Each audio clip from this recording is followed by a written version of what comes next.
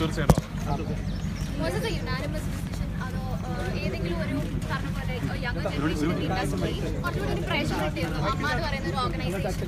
Not at all. ഇന്നിവിടെ വന്നിട്ട് all of us thought this should be done and that's exactly what was done.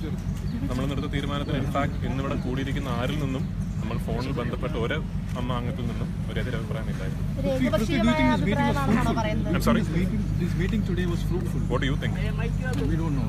Yeah, I believe so.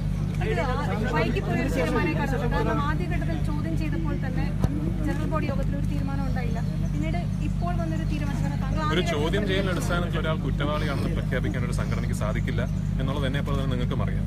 പോലീസിന്റെ നിഗമനം ഇന്നലെയാണ് നമ്മൾ അറിയുന്നത് മാധ്യമങ്ങളിലൂടെ. അതിനെ തുടർന്ന് ഇന്നൊരു യോഗം കൂടുകയും തൃപ്തികരമായ തീരുമാനം എടുക്കുകയും ചെയ്തു എന്ന് ഞാൻ വിശ്വസിക്കുന്നു.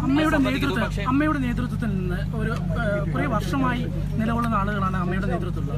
അവരെ ഇത് നേതൃത്വത്തിൽ നിന്ന് മാറുന്ന ന്യൂ ജനറേഷൻ ആഗ്രഹിക്കുന്നുണ്ടോ? അങ്ങനെ ഒരു ചർച്ച എപ്പോഴെങ്കിലും വന്നിട്ടുണ്ടോ? അത്തരം ആഗ്രഹങ്ങളൊന്നുമില്ല. അത്തരം ചർച്ചകൾ ഇനി അടുത്ത ഔപചാരികമായ എക്സിക്യൂട്ടീവ് കമ്മിറ്റിയിലായിരിക്കും ഉന്നയിക്കപ്പെടുന്നത്.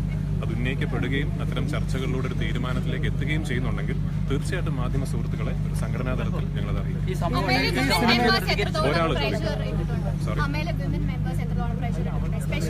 എത്രത്തോളം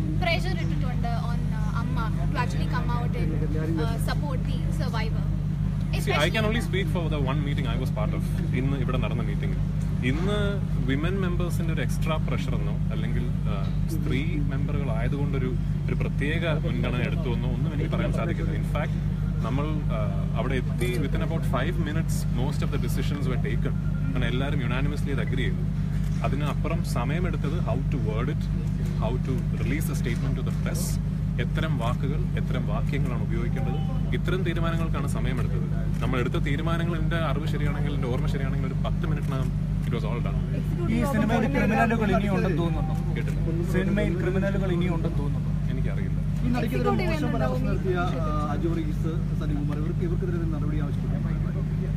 ഇവർക്കെതിരെ ഉള്ള നടപടി എന്നതിലുപരി ഇവർ നടിക്കെതിരെ മോശമായ പരാമർശം ഏത് മാധ്യമങ്ങളിലൂടെ നടത്തിയവരാണെങ്കിലും അതിൽ ശക്തമായ പ്രതിഷേധം രേഖപ്പെടുത്തുന്നുവെന്നും തുടർന്ന് അങ്ങനെ സംഭവിച്ചാൽ ശക്തമായ നടപടി ഉണ്ടാകുമെന്നും ഇന്ന് നിങ്ങൾക്ക് തന്ന സ്റ്റേറ്റ്മെന്റ് നിങ്ങൾ വായിച്ചിട്ടുണ്ടാവും. ഇന്നെടുത്ത തീരുമാനം അതാണ്. അതിനോട് ഞാനും യോജിക്കുന്നു.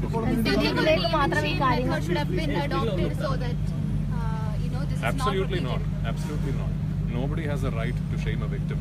No, not the victim. Yeah. So when a producer on a national channel took the survivor's name and said she was at fault, a case was registered. The Women's Commission registered a case against. Yeah, good. Appa name cheyidirno. But then Aju Varghese, Salim Kumar എല്ലാം ഒരു വ്യക്തമായ ഒരു comment പറഞ്ഞതില് അവരുടെ name എടുത്തിട്ടല്ല അമ്മ ഒരു statement ഇറക്കിയത്. So why is that? Do you think name ചെയ്ത് ഇറക്കിയിരുന്നെങ്കിൽ it would have sent across a stronger message? I believe this is stronger.